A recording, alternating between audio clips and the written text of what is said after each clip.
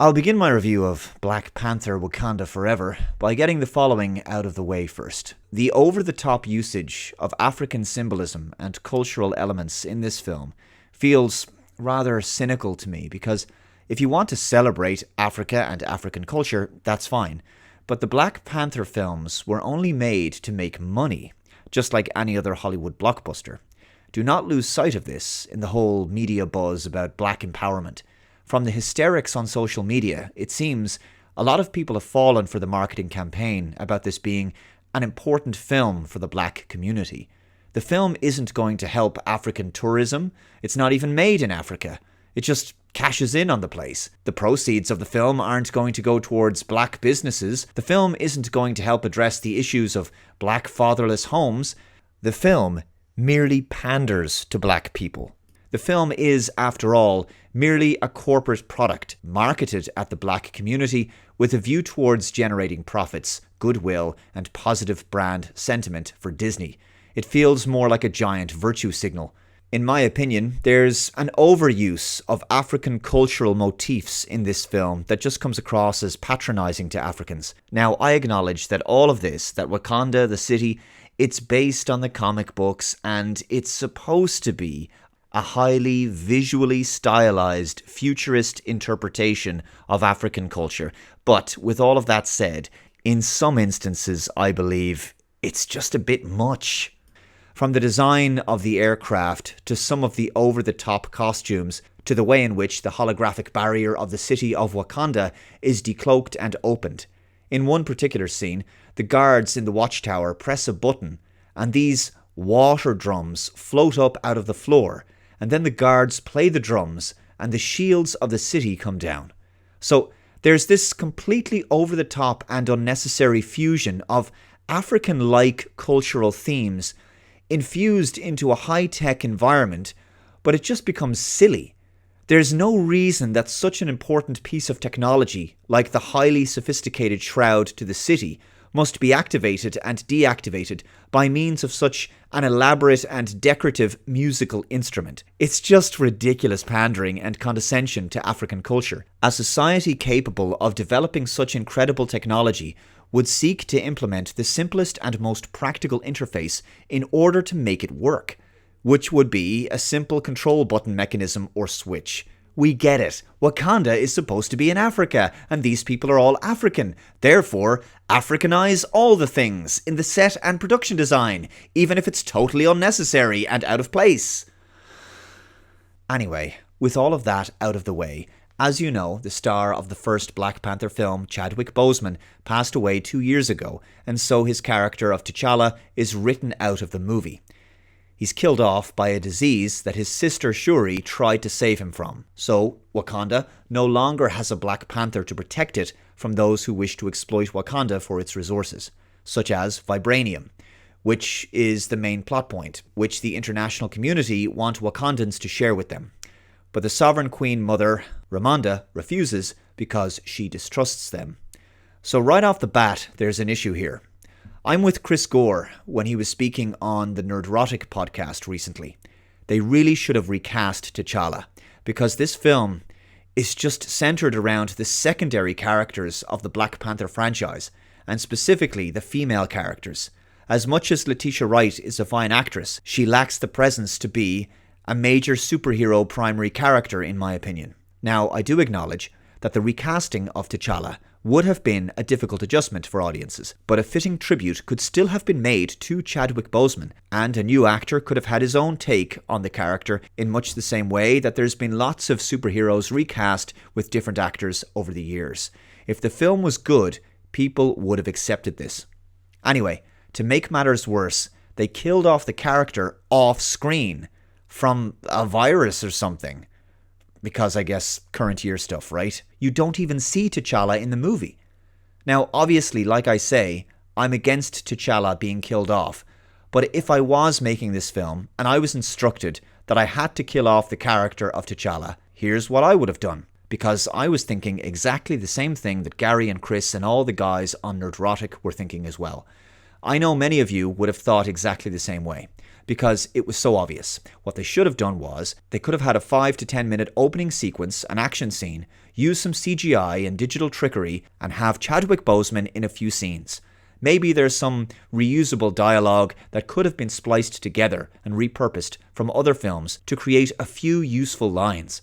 Maybe there's some useful deleted scenes from other films. I'm thinking something similar to Carrie Fisher's appearance in Rise of Skywalker, or how they finished Fast and Furious 7 with CGI Paul Walker. I mean, maybe depending on how this alternative opening was done, you might get away without having T'Challa say anything at all.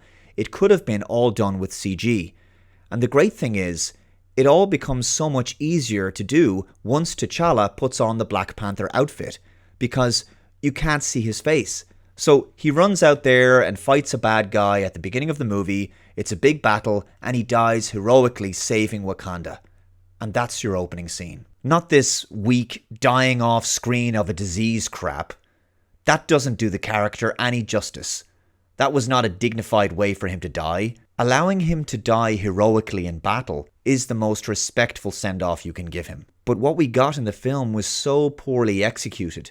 And the reason I think we got what they ultimately ended up going with is because by not recasting T'Challa with another black male actor, they had the opportunity to have another gender swap and make Black Panther a woman. A small part of me cannot shake the feeling that the death of Chadwick Boseman presented an opportunity for yet more MCU. Because Shuri becomes the Black Panther in this film, so now the Black Panther is female. So the ongoing Hollywood trend of recasting male characters with female versions essentially continues, and one cannot help but at least observe that in this film. And the film is woke. I mean, Shuri refers to Martin Freeman's character, Everett Ross, as her favourite colonizer. And they have to go and see a young black female college student named Riri, who is so super smart that she not only helps the white guy with his science project, but she built a vibranium detector as her own science project. But her professor said she'd never be able to do it, to which she replied, "Too young, gifted and black, right?" Again, more divisive identity politics. Because America really needs more of that right now, right? She's 19, and she built a suit similar to Tony Stark's Iron Man suit, and she becomes Ironheart. Without giving away the highly convoluted and profoundly uninteresting plot, I found this film a chore to watch. It's not the longest MCU film, but it feels like the longest one. The villain, Namor or Namor, there's a couple of different pronunciations, he's probably the strongest presence in the film. He's a member of an underwater kingdom, and they also have vibranium, but his motivations as a villain are quite weak. The rest of the cast are pretty uninteresting. And the problem really is, there is a T'Challa-sized hole in this film. There's a lot of moving around the place, there's lots of locations and characters, but even though Shuri is now the primary character, she doesn't feel like the primary character. It just feels like the film is missing a primary character, that we're just watching scene after scene with the secondary characters. And of course, that's exactly what's going on here. The primary character is missing and his absence is felt. And he could have been in this film if the character of T'Challa had have been recast with a different black male actor. Now, of course, there's no replacing Chadwick Boseman, I acknowledge that, but he could have been succeeded by someone. What's more, the cast is seriously lacking strong male characters, which of course is certainly in keeping with the message. It's primarily a female cast. The only prominent male characters in this film are Everett Ross, Namor, and M'Baku. The prominent female characters are Shuri, Okoye, Io, Riri, Aneka Ramonda, and Valentina Alegre de Fontaine. That's 7 women to 3 men. These films are pure social engineering because they present men as weak and largely surplus to requirements. But the women are perfect. They're strong leaders. They're geniuses. They're physically stronger than men. It just goes on and on. There's nothing they can't do. And I know this is sci-fi, and I know there can be supernatural justifications for things like women having super strength, but it doesn't change the fact that all the sci-fi fantasy elements do or enable an agenda. I thought this film was supposed to be made for the black community, right? Not just the black female community. I mean, yeah, they want everyone to pay money to see the film, but wasn't this film primarily aimed at the black community? And yet, it doesn't provide a positive message or role models for both sexes. Women are told they don't need no man, and men are made out to be unnecessary and weak, and in need of female leadership. So there's no strong male role model for black boys. That doesn't sound very empowering or inspirational to the black community, does it? Like any race of people, black people need strong male and female role models as much as any other people do. So do yourself a favor. Don't pay money to see this film. Don't even watch this film. It's mediocre, insulting, and probably the most boring film I've watched in a very long time.